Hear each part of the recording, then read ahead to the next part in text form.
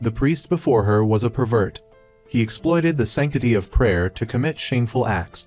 The girl didn't know what to do because in the eyes of others, this was just a ritual, a perfectly normal act. Only she understood the violation she was enduring. Just a few days earlier, Sang Mai's family had moved from the countryside to Muji district. Upon arrival, her father discovered they had been scammed by the real estate agent. The cozy garden home they were promised turned out to be a dilapidated ruin. He couldn't bear to look at it and couldn't reach the agent anymore. They had used all their savings to buy this house. Desperate, Sang Mai's family spent the night in a public bathhouse. The next morning, her father went job hunting to address their immediate needs. He was repeatedly rejected. For the sake of his family, he finally settled for a low-paying job that offered lodging. He then asked his employer if his family could stay with him. The boss agreed. When Sang Mai's family saw the small, shabby room converted from a shipping container, they were disheartened. But Sang Mai remained optimistic, saying the room wasn't that bad and that having a place to stay was a blessing. Although the conditions were harsh, at least they had a roof over their heads. The scene of the family of 4 eating together was heartwarming, without a single complaint. But this scene was witnessed by the priest from afar, who seemed to be plotting something. The next day, the boss told Sang Mai's father that he was incredibly lucky to have been chosen by the priest. He wanted to take Sang Mai's family to the church for prayer. Although Sang Mai's father wasn't superstitious, as an employee, he had to obey his boss. So, he took his family to the church. This church wasn't ordinary. Cancer patients rejected by hospitals were being treated by the priest. He would wave his hands, then slap the patient's stomach a few times, shouting prayers. Finally, with a gentle twist of his wrist, he would claim to have extracted the cancer cells. The congregation erupted in cheers. Because of this, everyone believed him implicitly. More and more people came seeking treatment. Holy water was added to the congregation's daily drinking water. This was the church's method of controlling its followers, turning them into puppets. When Sang Mai's family arrived, the priest began to flatter Sang Mai, telling her how pure her soul was. He then inquired about her family's situation. Yoon Sil immediately followed up with some brainwashing rhetoric. Sang Mai listened with skepticism. To gain the family's favor, the priest offered to find them a new place to live. But the priest had ulterior motives. He used prayer as a pretext to molest Sang Mai. Sang Mai looked helplessly at her parents, but they ignored her, pretending not to see. The next day, the priest actually found a new place for Sang Mai's family. These unusual events made Sang Mai extremely anxious. Then, Yoon Sil announced that the church had community service activities that day and she had to leave.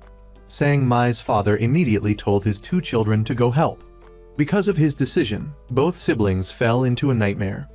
While distributing flyers, Sang Mai's older brother, Sang Jin, needed to use the restroom. On his way, he bumped into another student. The student demanded an apology. Sang Jin immediately apologized, but the matter didn't end there. He was subjected to a barrage of insults from the other students' group. When Sang Mai saw her brother again, she sensed something was wrong. She asked, "Are you okay?" Sang Jin hesitantly replied that he was fine, but his disheveled and dirty clothes betrayed his lie. Sang Mai pressed him about what happened, but Sang Jin simply said, "Mom and Dad are already struggling enough, so there's no need to add to their worries." Sang Mai knew in her heart that her brother had been bullied. Soon after, both Sang Mai and Sang Jin started school, but Sang Jin's face was filled with dread. The students who had bullied him earlier were in the same class. To make matters worse, he received a taunting note from the bully.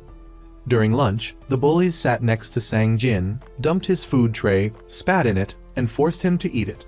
When Sang Jin refused, they pushed him down and dumped the tray over his head, forcing him to kneel and lick it clean. Sang Jin, weak and afraid to resist, complied. At that moment, Sang Mai rushed over and decisively threw her carton of milk at the bully's back. The bully turned around, and before he could say anything, Sang Mai demanded an apology. He retorted, demanding she pay for his dry cleaning. Sang Mai countered that they were the ones who bullied her brother. He challenged her, "Do you have any proof?" The bully turned to the other students and asked, "Did anyone see me bully anyone?" Everyone looked away, afraid to cross him. Sang Mai questioned, "Why isn't anyone saying anything? Didn't you all see it?" Emboldened, the bully taunted Sang Mai, saying, "If you go out with me, I'll let this go." Sang Mai responded by slapping him across the face. She immediately rushed to help her brother straighten his clothes and hair, but the bullies wouldn't leave them alone. Just then, another boy rushed in and knocked the bully to the ground. The bully was about to retaliate when his friends held him back.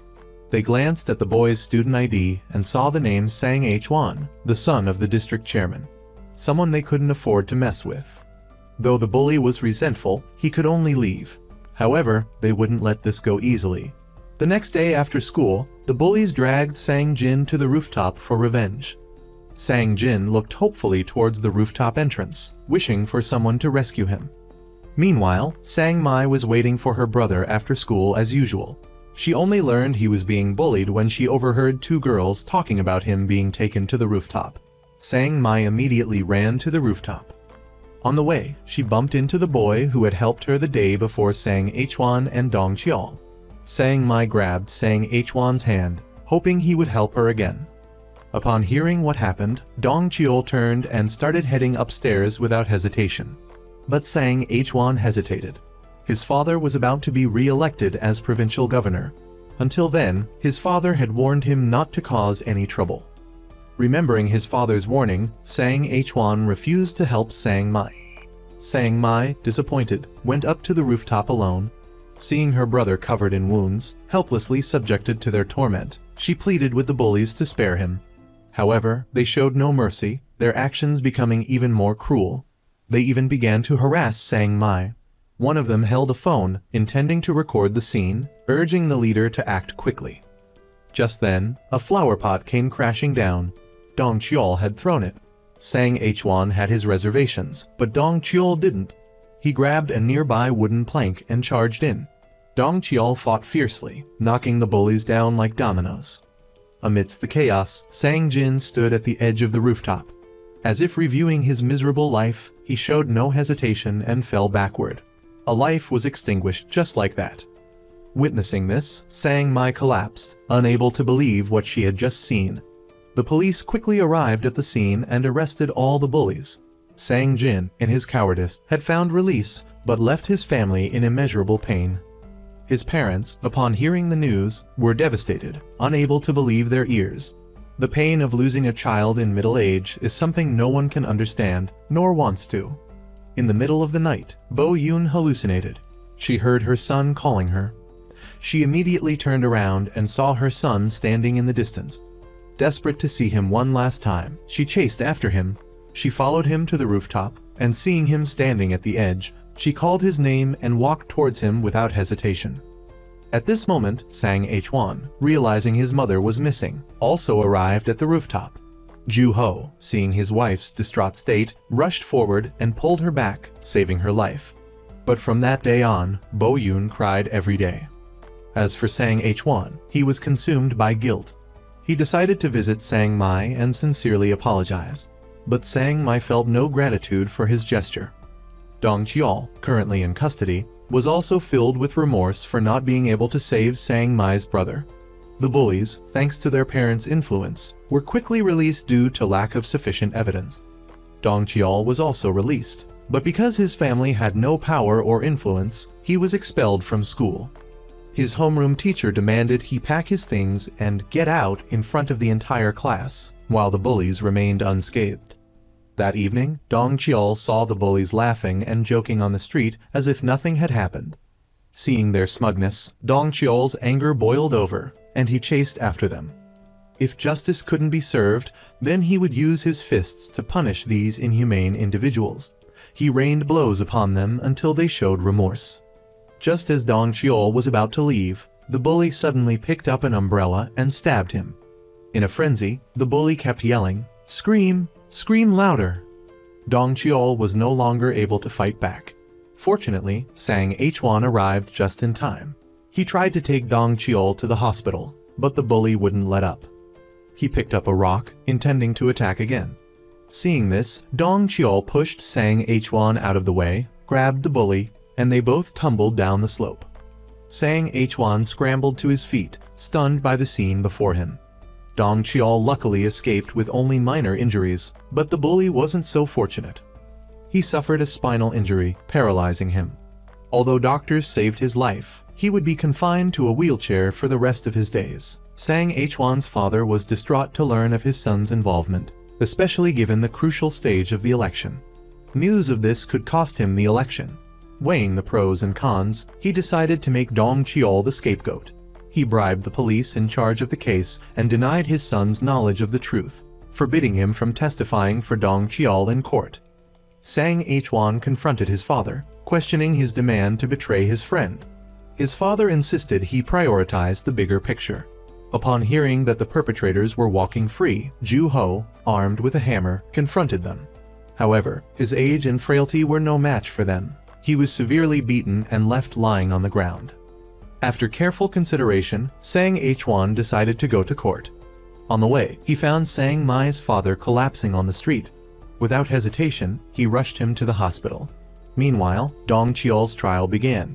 With Sang Hwan, the key witness, absent, Dong Cheol was swiftly convicted.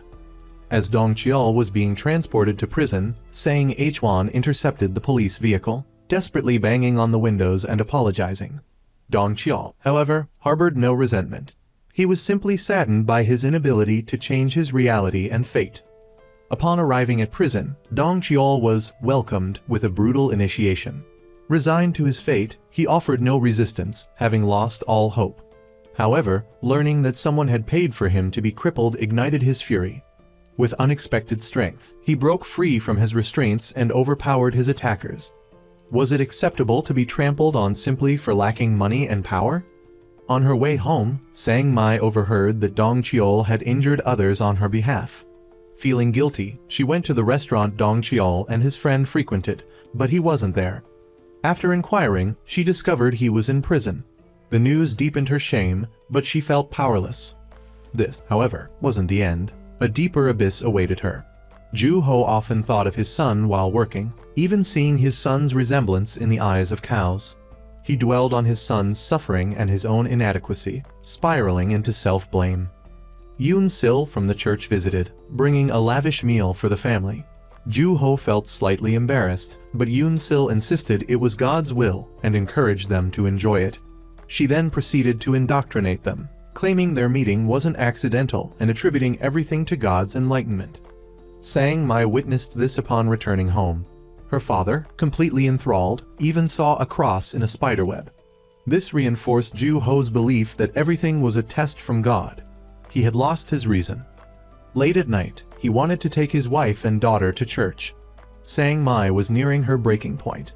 Her brother was gone, her mother was mentally unstable, and now her father seemed possessed. Sang Mai pleaded with him not to go, but he suddenly knelt down. Lost and confused, her mother approached, telling her they needed to go find Sang Jin. Left with no choice, Sang Mai followed her father to the church. This decision would plunge her life into an abyss. 3 years passed.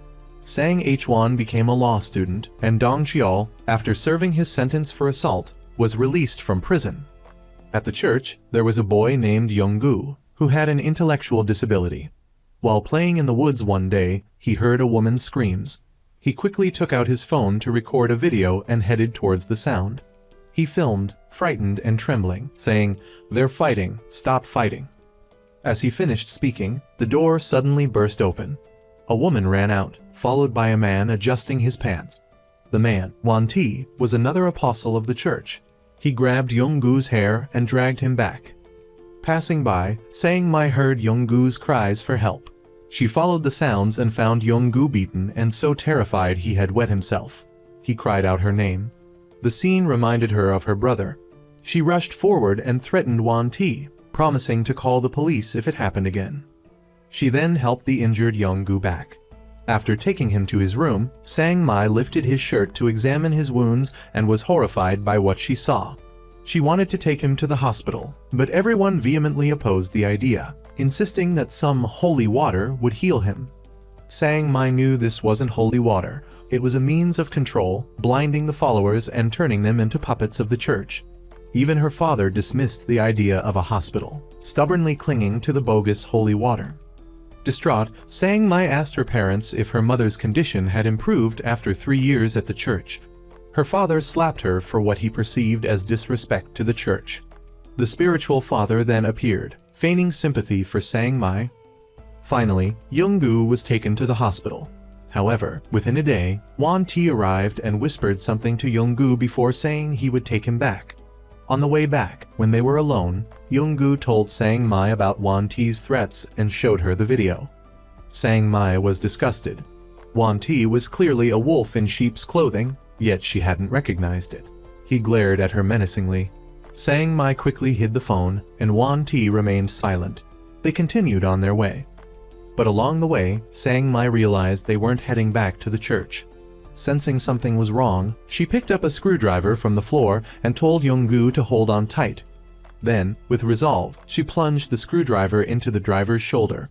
The car swerved violently and careened down a hillside. The impact knocked everyone unconscious, but Sang Mai woke up first. She roused Young-gu and helped him out of the wreckage. They started down the mountain. Young-gu, being small, couldn't keep up with Sang Mai's pace. After some time, when Sang Mai turned back to urge Young-gu to hurry, she saw that Won Ti had captured him. Sang Mai was forced to surrender. Won Ti knocked her to the ground and deleted the video from her phone. He told her he was sending Young-gu to heaven. Sang Mai yelled for Young-gu to run, but the distance was too great. He couldn't hear her clearly and started walking towards her. At that moment, a train roared past. All that remained were Young-gu's shoes. Sang Mai, unable to escape, was taken back to the church, and Yoon-sil confiscated and turned off her phone. Upon seeing her father, Sang Mai broke down, pouring out her anguish. But he responded with cold indifference, berating her for trying to run away. Looking at her irredeemable father, a chill ran down Sang Mai's spine. The spiritual father approached, feigning concern for Sang Mai. Ju-ho immediately knelt, claiming his daughter was possessed by demons and had committed a grave sin. He begged the spiritual father for appropriate punishment. Looking at her distorted, cold, and distant father, Sang Mai felt utterly hopeless. One day, Sang Mai's father suddenly told her she was being given special permission to leave the church and live outside. Sang Mai was utterly astonished, but this was actually the priest's plan. On the way to her new home, Sang Mai excused herself to use the restroom, escaped from Yoon-sil, and climbed out a window to flee. Sang Mai ran like mad. She repeatedly tried to flag down cars, but without success, until she ran into the path of a police car, forcing it to stop. The police asked for her family's information, but Sang Mai said she didn't have any because she didn't want to return to the church. Afterward, the police received a phone call. Sang Mai was devastated once more. She pounded on the car door, screaming for help, begging to be rescued. Upon arriving at the police station, she was finally able to breathe a sigh of relief. However, when she saw her father and the group from the church appear, Sang Mai became terrified and anxious. Won Ti told the police that Sang Mai was agitated and having some mental health issues. Hearing this, Sang Mai pleaded with the police, insisting she wasn't crazy, but no one believed her. Sang Mai's only hope lay with her father, hoping he would come to his senses. But no miracle occurred. Instead, Ju-ho grabbed his daughter's head, his face fierce and aggressive, spouting righteous justifications. Then, he began hitting her head, trying to drive the devil out of her. He only stopped when Sang Mai passed out. This bizarre scene left the nearby officers stunned. The church members then carried Sang Mai to their car. When she woke up, she found herself in Yoon-sil's arms. Recalling the recent events, Sang Mai was terrified. Her delusional father asked her if she felt better after praying. She angrily retorted that they were the devils, and her father was no exception. In a narrow, unlit alleyway, as the car was turning, it bumped into a motorcyclist. The motorcyclist happened to be Sang Hwan and his friends. Won Ti tried to pay the motorcyclist off and send him away, but Sang Hwan angrily stepped forward to argue. Won Ti hastily got out of the car to apologize. Sang Hwan's friend, Yong-hoon, decided to try and extort some money from them. Meanwhile, Sang Hwan happened to look inside the car and saw Sang Mai. Just then, the headlights of a passing car illuminated Sang Mai's face. Seeing her mouth the words, "Help me," Sang Hwan immediately understood and told Yong-hoon to let it go. The three of them then went to a quiet dead end. Sang Hwan recounted what he had seen. After some deliberation, they decided to follow the car. Finally, at an intersection, the two groups made eye contact again. Sang Mai's eyes were no longer dull but filled with hope. Sang Hwan's group continued to follow, waiting for an opportunity. But inside the car, everyone was meditating, oblivious to Sang Mai. When the car stopped at a red light, Sang Mai felt her chance had come and opened the door to escape. But just as she was about to get out, her father grabbed her tightly. By the time Sang Hwan and the others arrived, Sang Mai had been pulled back in. As they were about to continue their pursuit, Sang Hwan's car suddenly ran out of gas. Helpless, Sang Hwan could only watch the car drive away. Sang Mai's escape attempt failed, and she was ultimately taken to the new house arranged by the priest. Back in her room, Sang Mai was huddled in a corner, lost in thought, when she suddenly jumped. Her father had locked her in from the outside and boarded up the door with wooden planks. His face was fierce, and he uttered cruel words. Her father's extreme and crazed behavior terrified Sang Mai. The next day, Sang Mai's father and Yoon Sil were flattering each other and chatting cheerfully. Unable to bear listening to this, Sang Mai spoke her mind bluntly. She was disgusted, causing Yoon Sil's face to darken. Ju Ho immediately lashed out at her with harsh words. But she continued, calling her father disgusting, and Yoon Sil as well. Sang Mai tried to run away but couldn't, resorting only to verbal resistance. At that moment, Wan Ti's voice boomed from behind. He shoved Sang Mai's mother forward, threatening, "For your mother's sake, don't speak or do anything bad again." Sang Mai sensed danger. She knew Wan Ti was using her mother to threaten her. Meanwhile, the priest watched their every move from upstairs. At the same time, Sang Hwan and his friends were playing pool. Lost in thought, Sang Hwan was filled with self-reproach for not saving Sang Mai the night before. As he walked to the window, he saw Yoon Sil forcing Sang Mai to hand out flyers. Sang Hwan felt this was fate, so he decided to go down and confront her. The three friends quickly approached Sang Mai. Sang Hwan asked, "Do you need help? If you're in danger, I'll help you." Yoon Sil immediately warned Sang Hwan, "If you keep interfering, I'll call the police." Then she questioned Sang Mai, "Tell him, are you in danger?" Thinking of Wan Ti's threat and her captive mother, Sang Mai could only lie against her conscience, saying she was fine and telling Sang Hwan not to appear before her again. As soon as she finished, Yoon Sil dragged her away. That evening, Sang Hwan and his two friends gathered to discuss what had happened. Sang Hwan, still guilt-ridden about not saving Sang Mai 3 years ago, feared he would miss another chance to help her if she truly needed it. He decided to investigate. Remembering the van's last location before it disappeared the previous night, he went to see a delivery driver friend who worked in the area. After some questioning, they finally learned Sang Mai's location. After discussing their plan, the three decided to scout the place together. But as Young Hoon jumped in, he accidentally kicked a pot, making a loud noise. Ju Ho, hearing the noise, came out to check. The three quickly hid. He looked at the overturned pot and searched along the wall, finding nothing. Only after hearing a cat meow did he relax. The three, hiding on the roof, were terrified. As they prepared to leave, Young Hoon realized he had lost his phone. Sang Hwan told the others to wait while he went back to look. He quickly found the phone. But when he looked up, he saw Sang Mai inside the house. To verify her safety, he devised a bold plan: knock on the door and check directly. Conveniently, Young Hoon's father was a police officer. They called in a fake police report, claiming to have heard sounds of domestic violence coming from Sang Mai's house. Upon receiving the report, Young Hoon's father quickly arrived to assess the situation. The three hid and watched. Looking at the kind-faced father, the officer immediately declared, "This is a prank call." He left without even entering the house. Sang Hwan's plan failed. At that moment, Sang Hwan suddenly thought of Dong Cheol.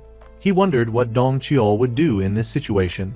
After saying goodbye to his friends, Sang Hwan unconsciously walked to Dong Cheol's house. The familiar scene remained, but now it was a pile of rubble. Sang Hwan's hand trembled slightly as he placed it on the main gate. Dong Cheol was hiding nearby. Seeing Sang Hwan, he chose to avoid him, not wanting to meet. Dong Cheol still harbored resentment over past events. Back then, when his grandmother learned he had gone to prison, She fell gravely ill and passed away. He blamed Sang H1 entirely for this. Torn between their past brotherhood and his lingering resentment, he didn't know how to face Sang H1.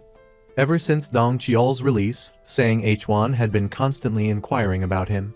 When he learned Dong Cheol was working part-time at a bar, he rushed to find him, only to be stopped at the door by one of Dong Cheol's colleagues. This person firmly told Sang H1 that it wasn't that he couldn't find Dong Cheol, but that Dong Cheol was intentionally avoiding him. He also said that Sang H1 was the only person Dong Cheol dwelled on while in prison. Hearing this, Sang H1 felt incredibly dejected. However, thanks to the help of a delivery guy, Sang H1 finally learned of Dong Cheol's whereabouts. He immediately rushed off. Finally, after 3 years, the two met again. Sang H1 called out Dong Cheol's name and told him to stand up straight. Then, in a way only men can, they vented their frustrations at each other. Dong Cheol said in anguish, "I clearly told you not to appear before me, so why do you keep showing up?" Sang H1 replied, "Because we're brothers, because you're Dong Cheol, because you're my most precious brother." This only intensified Dong Cheol's pain. He said it hurt him to see Sang H1. With that, Dong Cheol turned to leave, but Sang H1 suddenly mentioned Sang Mai, saying she was in danger. Dong Cheol stopped. Sang H1 explained that Sang Mai had pleaded with him for help. A man over 50, driven by his desires, was behaving like an animal. He was forcing Sang Mai to become his spiritual mother, meaning his spiritual wife. Even more absurdly, the pastor claimed that Sang Mai was the reason her brother had suffered his misfortunes. To save Sang Mai's soul, he, as a pastor, couldn't shift the blame to anyone else. Apostle Yoon Sil also chimed in with outrageous remarks, horrifying Sang Mai. Wan Ti even offered his congratulations. Even Sang Mai's father applauded and thanked the pastor for saving him. Looking at the lunatics before her, Sang Mai was on the verge of a breakdown. But her father told her she was saved and to follow the pastor's arrangements. Sang Mai was forced to retreat. She grabbed a bottle of alcohol, smashed it, and held the broken shard to her neck. She would rather die than be manipulated by them. This act reminded Yoon Sil of her own daughter, who had once resisted in a similar way. Yoon Sil wavered and began to desperately plead with Sang Mai. At this moment, the pastor stepped in front of Sang Mai, uttering a string of lewd comments with a serious expression. How could Sang Mai endure this? She lunged at him with the shard of glass, but he grabbed her wrist. Then, he asked her, "Do you still not understand the situation?" Just then, Sang Mai's mother was pushed out of the room. Sang Mai was instantly terrified. The pastor continued, "If you don't do as I say, you know what the consequences will be." Hearing this, Sang Mai loosened her grip on the shard of glass. She had no other choice because her mother was her only leverage. After Sang Mai followed Ju Ho home, he immediately pulled her aside, scolding her for her behavior that nearly injured the priest. Sang Mai asked, heartbroken, "I'm injured too. Don't you care about me at all? The good memories I have of you are almost gone." But Ju Ho remained delusional, refusing to see reason, and expressed his hope that Sang Mai would become a spiritual mother and thus be saved. Looking at her irredeemable father, Sang Mai's heart turned to ash. She wept in despair. One day, Sang Mai went to visit her mother in the hospital room but couldn't find her. Learning that her mother had gone to the prayer room, Sang Mai hurried over. Just outside the door, she heard screams coming from inside. Worried about her mother, she hesitantly entered. The atmosphere in the prayer room was extremely strange. The people inside were waving their arms and legs as if in a trance, the scene incredibly eerie. Just then, a door suddenly opened. Wan Ti emerged, followed by her mother. Sang Mai shouted, "What have you done to my mother? If you dare touch her, I will kill you." Wan Ti looked coldly at Sang Mai. Then, grabbing her hair and pinning her against the wall, he said, "It's been 3 years, and Sang Mai is still as pure and innocent as the first day, isn't she?" After Wan Ti left, Sang Mai sank to the floor. This life was suffocating her. Her only solace was her mentally unstable mother. She vowed to her mother, "I will get you out of here, no matter what." Her delusional father, the priest's indecent demands, and Wan Ti's threats had put Sang Mai in a desperate situation. That day, Sang H1, hiding around the corner, overheard the conversation inside and finally discovered that Sang Mai was trapped. After Sang Mai's father left, he tapped lightly on the window. Seeing Sang Huan, Sang Mai was both surprised and overjoyed.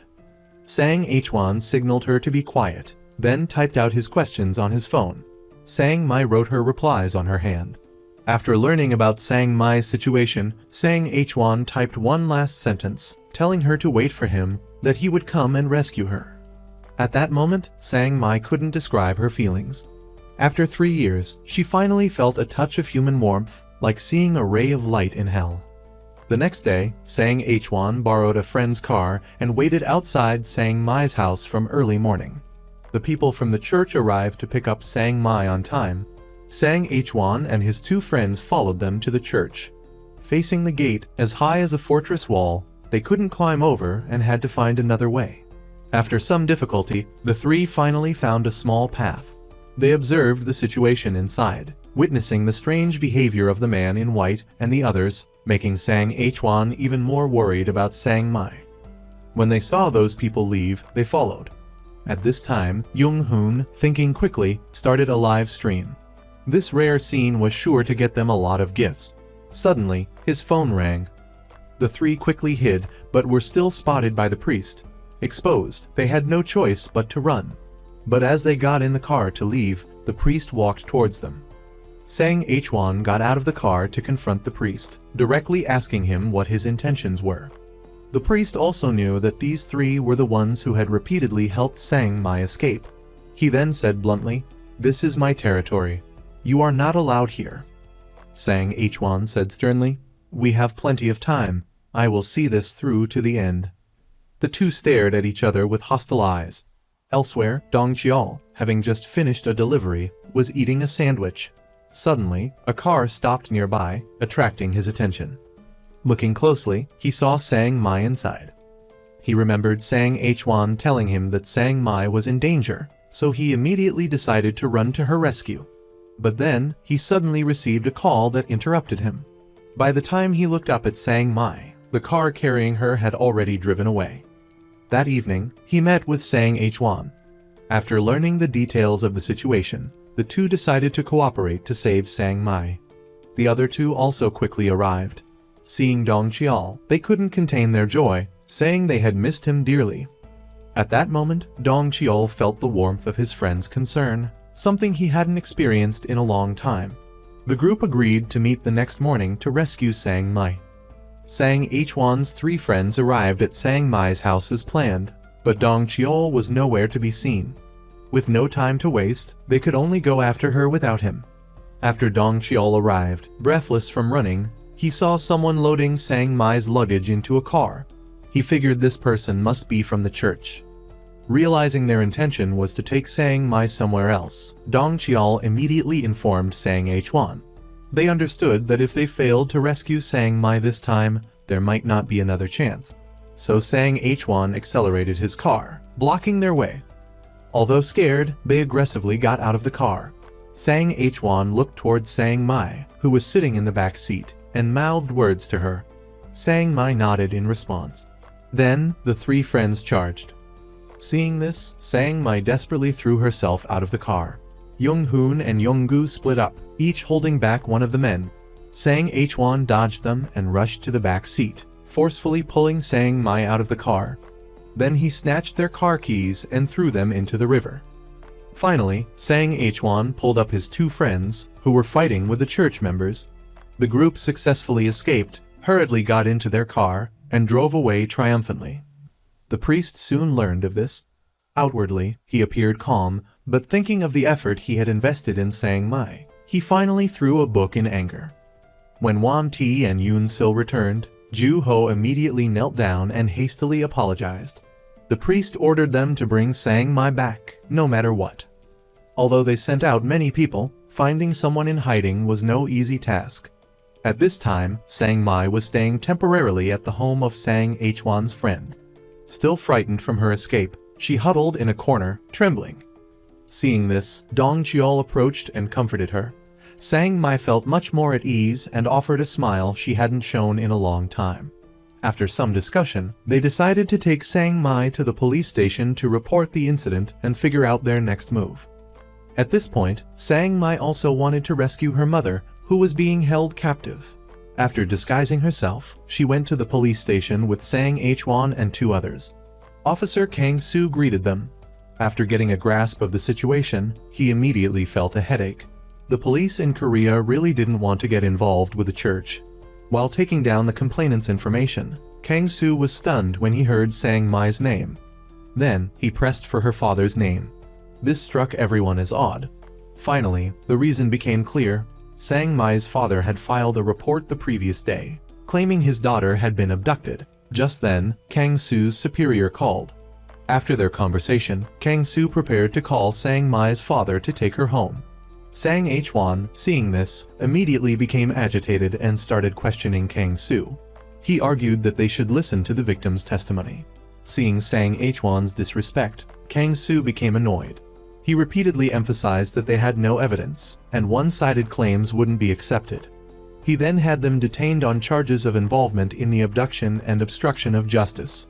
At that moment, Sang Mai shouted for them to stop. She would return with her father and told Kang Soo not to blame Sang Hwan and the others. She knew the earlier phone call was undoubtedly the spiritual father's doing, and she couldn't implicate Sang Hwan's group. She had anticipated this outcome. No matter where she went, she felt constantly constrained, a suffocating feeling. Returning to the church, she was no longer the timid girl she once was. Standing before the congregation, she boldly tore down the spiritual father's facade. Hearing this, the crowd below erupted in commotion. Sang Mai loudly denounced his schemes, warning the followers, "You spend all your assets on prayer fees and come here to work. Is this the salvation and liberation you speak of?" Facing Sang Mai's defiance, the spiritual father became enraged. He grabbed her hair from behind, claiming she was possessed by a demon that he needed to exorcise. 3 people held her down while he gripped her head, ranting triumphantly. The congregation knelt before him. They repeatedly slapped Sang Mai's body, pretending to drive out the demon, as if in a frenzy. Sang Mai stared blankly ahead. Her father watched indifferently, but Yoon Sil showed a flicker of compassion. While Won Ti continued striking Sang Mai, Yoon Sil gradually stopped. In that moment, she felt her daughter's fear. Suddenly, the door burst open. Sang Mai's mother rushed in, shielding her daughter and pleading with them to stop hitting her. She looked helplessly at her husband, but he only responded with apathy. At that moment, the spiritual father declared that the demon possessing Sang Mai had transferred to her mother. The father, believing him, immediately attacked his wife. Sang Mai broke free, lunging towards her mother and weeping bitterly. Realizing he couldn't save Sang Mai alone, Sang Hwan appealed to his father for help. The condition, he had to return to Seoul and become a prosecutor. In exchange for Sang Mai's freedom, Sang Hwan agreed. His father also promised to investigate the matter. That evening, upon learning of Sang Mai's return to the church, Dong Cheol resolved to infiltrate it and find an opportunity to rescue her. Sang Hwan vehemently opposed this reckless plan. Dong Cheol argued that one of them had to go inside to save her. Sang Hwan, speechless, removed his watch and gave it to Dong Cheol, knowing the church members wouldn't readily approach just anyone. The expensive watch could serve as bait. They devised a detailed plan. Dong Cheol dressed as a student, wearing glasses and feigning a docile, obedient demeanor. He perfectly embodied a shy schoolboy. Yoon Sil, as usual, was proselytizing in the park. Dong Cheol quickly caught her eye. As expected, she approached him, preaching her beliefs. Knowing he couldn't take the bait too easily, he played along, maintaining a naive smile throughout their conversation. After speaking with her for some time, Dong Cheol agreed to visit the church, then signaled Sang Hwan's group that the plan had succeeded. Won Ti picked him up in a car. The money-hungry Won Ti immediately noticed Dong Cheol's expensive watch, complimenting him on his apparent wealth. Dong Cheol jokingly asked if Won Ti got his hair done at a salon. Confused, Won Ti asked why. "Because your hairstyle has a grotesque kind of beauty," Dong Cheol replied. Soon, they arrived at the church. Dong Cheol was taken to the main hall and welcomed with a newcomer's ritual. He searched for Sang Mai, unaware she was locked up elsewhere. Refusing to chant slogans, she was confined without food or water, barely clinging to life. the spiritual father entered with a bowl of porridge. This time, when he offered it to her, she didn't refuse. She remembered her promise to Sang Hwan to destroy this place, and to do that, she had to survive. She ate the porridge. The spiritual father, mistaking her compliance for submission, smiled smugly. Finally, Sang Mai had some freedom. She was feeding her mother when Yoon Sil entered, announcing that the spiritual father would declare Sang Mai the spiritual mother and marry her. The spiritual father was elated. The wedding ceremony quickly commenced. The crowd cheered. Among them, Dong Cheol watched the absurd spectacle unfold before his eyes. As Sang Mai walked towards the crowd, she suddenly spotted Dong Cheol. They exchanged glances. Just as he started toward her, a female follower stopped him. She asked if he was Dong Cheol. He was startled, having been recognized despite his careful disguise, and quickly asked who she was. The woman, So Rin, revealed herself to be an undercover journalist investigating the church. Sang Mai, noticing So Rin holding Dong Cheol back, sensed she wasn't a true believer. Approaching them, Sang Mai questioned So Rin about her identity, recognizing a similar observant gaze in her eyes. Under Sang Mai's questioning, So Rin admitted her disbelief in the church's teachings and her journalistic purpose. Overwhelmed, Sang Mai burst into tears. Finally, she had found someone else who saw through the facade. She was no longer alone. However, So Rin, being just an ordinary follower, couldn't access the higher-ups to gather conclusive evidence. Sang Mai resolutely offered to help gather evidence, vowing to destroy the church herself. Meanwhile, Sang Hwan went to see his father, who had promised to investigate the church. Upon entering the room, Sang Hwan was met with a shocking sight. His father conversing casually with the spiritual father. The spiritual father gave Sang Hwan a provocative look. His father, seemingly brainwashed, claimed Sang Mai was mentally unstable and that the spiritual father was only trying to help her. Sang Hwan immediately understood there was collusion between them. Furious, he turned and left. If he couldn't even trust his own father, he would handle this himself. That night, he went to the church alone. Unfamiliar with the layout, he wandered around until he stumbled upon the spiritual father's office. Witnessing the exaggerated prayers and bizarre behavior, Sang Hwan felt a wave of dizziness. He took out his phone and started recording. The spiritual father, immersed in his own world, was interrupted by a sound, Sang Hwan's phone ringing. He got up and walked towards the sound, but found no one there. While escaping, Sang Hwan ran into Sang Mai. Frightened, she urged him to leave immediately, warning him of the danger. But Sang Hwan was determined to take her with him. Sang Mai insisted she couldn't leave yet. Her purpose extended beyond her own liberation. Back home, Sang Hwan showed the video to his 3 friends, explaining that his father and the police were in cahoots with the spiritual father and couldn't be relied upon. They decided to have Young Hoon live-stream the video to the public, hoping to create pressure through public opinion. At that moment, Sang Mai's mother was being injected with a large dose of sedative by Yoon Sil. Soon, she stopped struggling. An image of her deceased son appeared before her eyes, and she gradually drifted off to sleep. Sang Mai sensed something was wrong and rushed over. Seeing her, Yoon Sil quickly hid the syringe. Sang Mai, seeing her mother unconscious, demanded to know what Yoon Sil had done. Yoon Sil, wanting to control Sang Mai, claimed she'd done it because Sang Mai wasn't obediently preparing to become the spiritual mother. Sang Mai's mother's health was deteriorating. Yoon Sil threatened her, asking if she wanted to see her mother again. Sang Mai felt completely helpless regarding her mother's safety. She knelt down, admitting she was wrong and promising to obey Yoon Sil's arrangements from now on, as long as her mother was spared. Inside the church, a bizarre scene unfolded. The pastor was performing an exorcism on a frantic woman.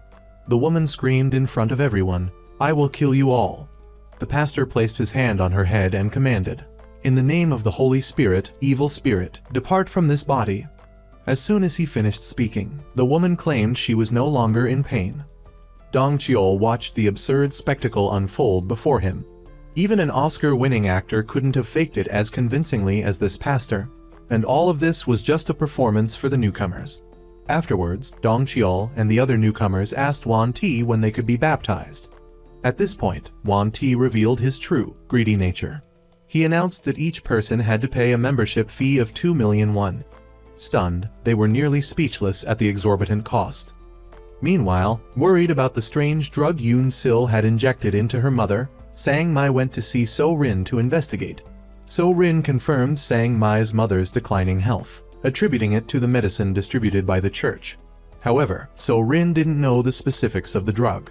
Furthermore, Sang Mai's mother wasn't the only one. Many people in the church were using the sedative. If they could expose their illegal drug use, they could be brought to justice. Sang Mai immediately thought of Dong Chiol. As a newcomer, he would attract less attention. She told So Rin to go see him. That night, So Rin followed Sang Mai's instructions.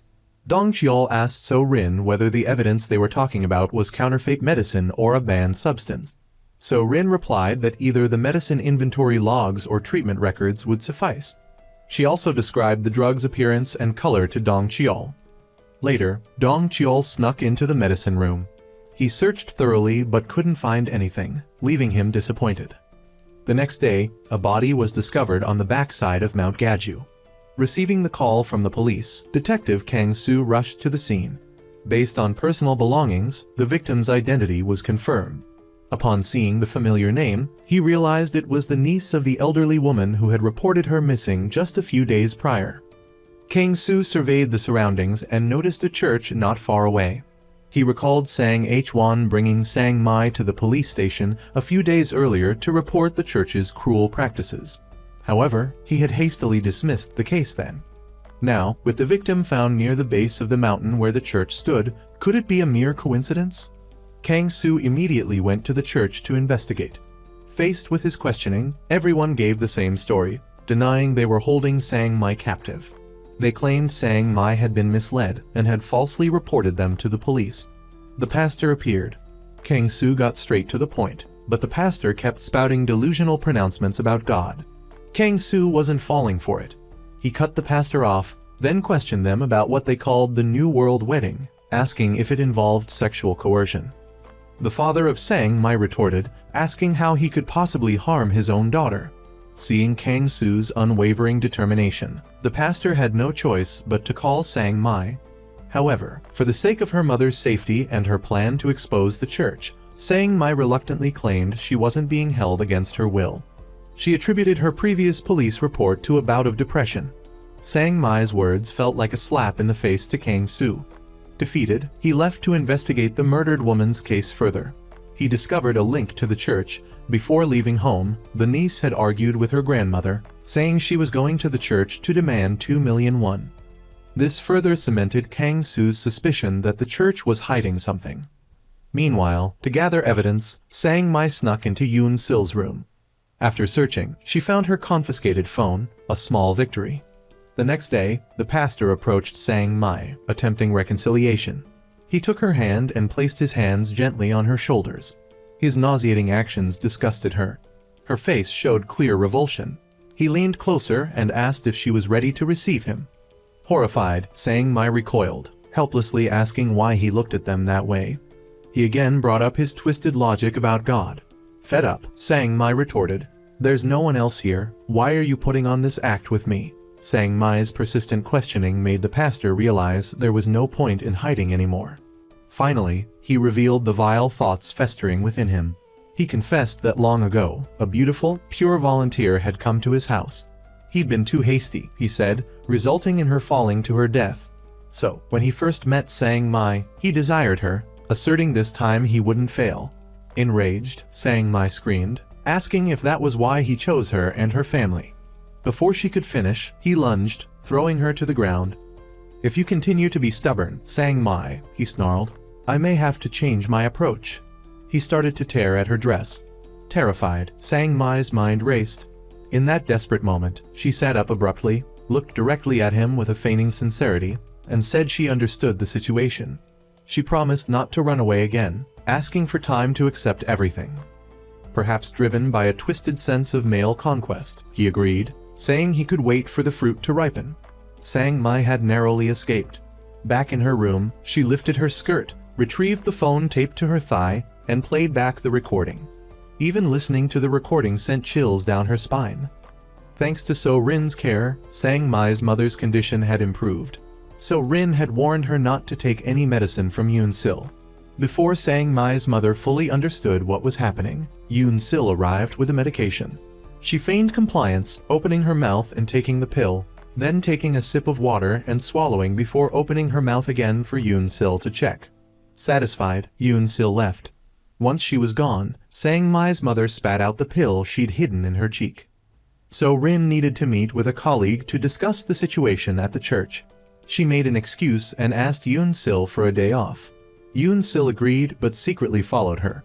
So Rin learned from her colleague that the medicine Yoon Sil was giving Sang Mai's mother contained hallucinogens. Without a doctor's prescription, long-term use could lead to cognitive impairment. Administering these illicit drugs alone was enough to involve the police. However, So Rin felt this wasn't enough. Even with an arrest, they could likely escape justice. Their influence was too powerful. They needed irrefutable evidence. On one side, Dong Cheol was preparing to leave after Wan Ti's lecture when he was suddenly called back. Wan Ti told Dong Cheol to quickly prepare 2 million won for tuition to move in. Dong Cheol could only cheerfully agree. On his way home, Dong Cheol overheard gossip about the church where a priest had lived 30 years prior, along with whispers of a love affair. But when Dong Cheol pressed for more information, they clamped their mouths shut, refusing to divulge anything further. Dong Cheol sensed something was definitely amiss. Arriving home, he recounted the incident to Sang Hwan. Dong Cheol told the three of them that he had to move into the church the next day, but he simply didn't have the 2 million won for living expenses.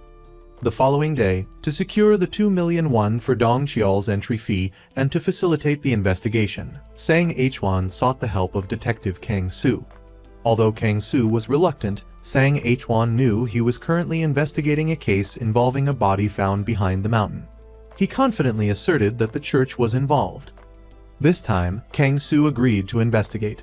Based on the information Dong Cheol provided, the two went to the church where the priest had previously resided.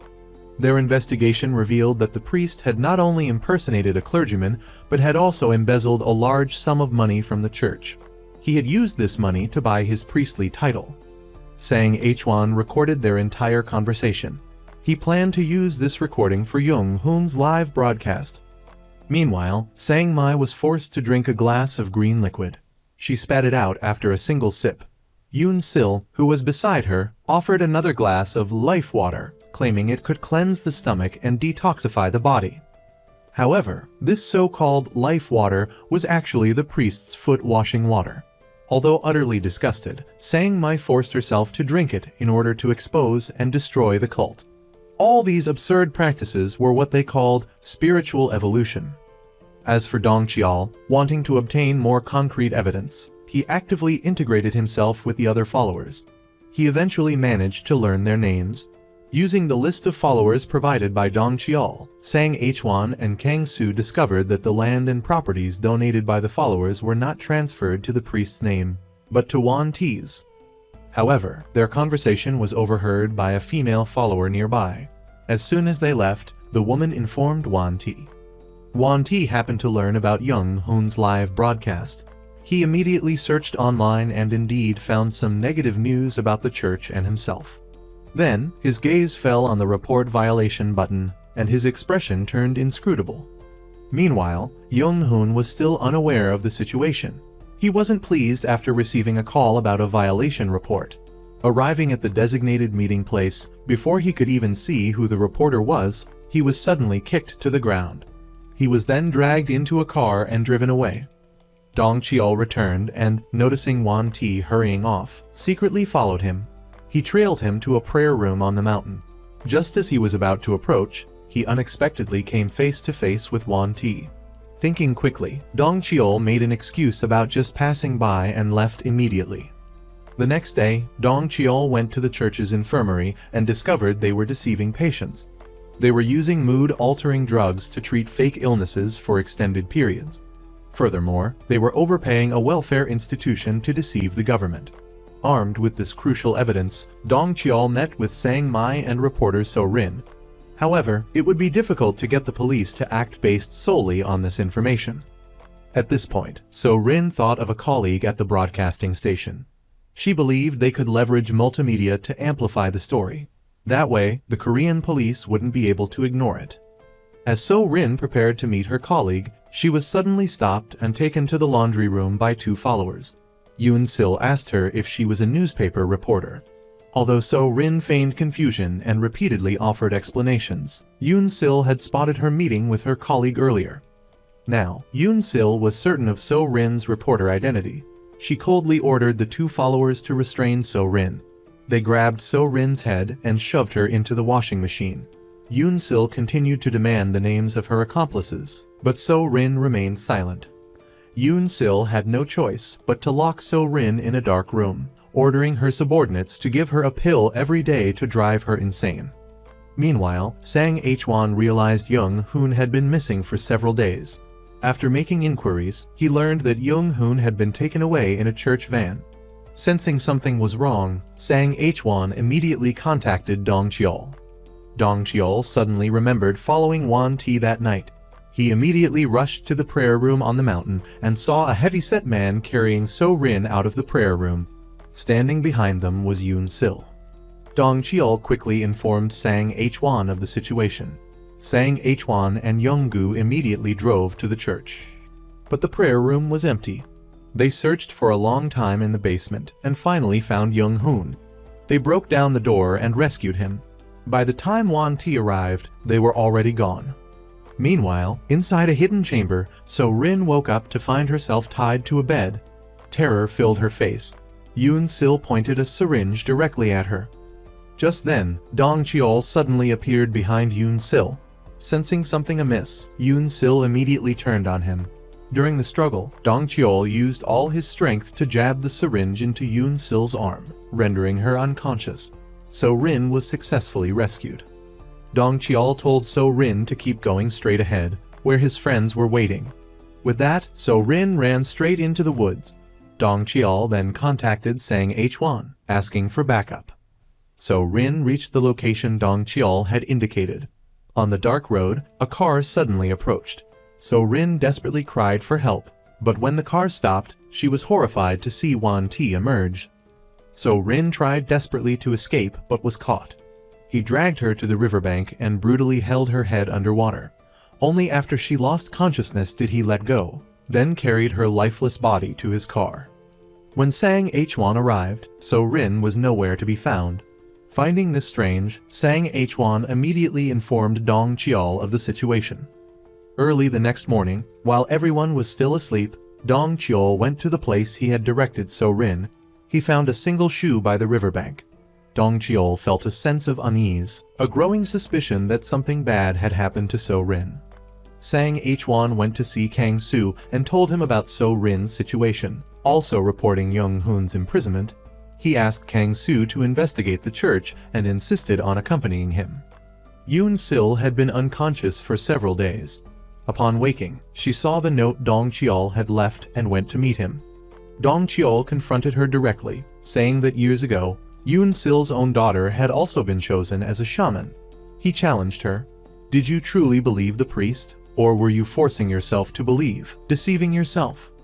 Shaken, Yoon Sil hesitated, unable to answer Dong Cheol's pointed questions. The next day, Sang Hwan accompanied Kang Soo to the church.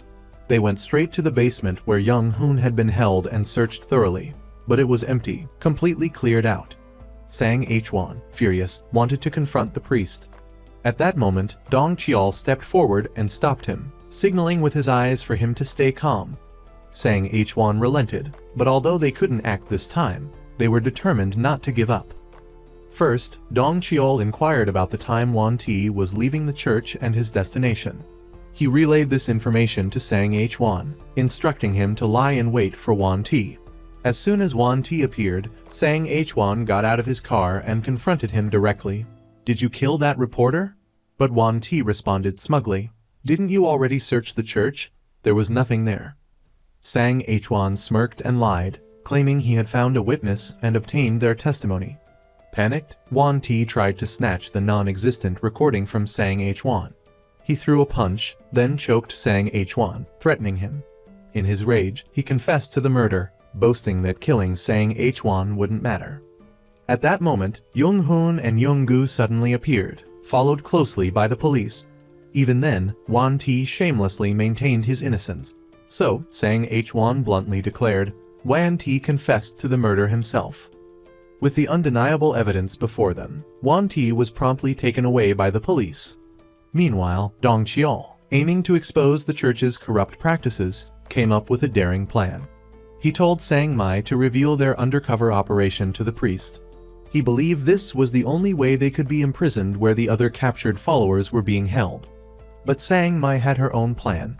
She wanted to use the upcoming wedding ceremony as an opportunity to record the priest's depraved acts against her. She explained that she returned because she no longer wanted to fear them or run. She wanted to destroy the place herself. The priest performed various illusions to captivate his followers.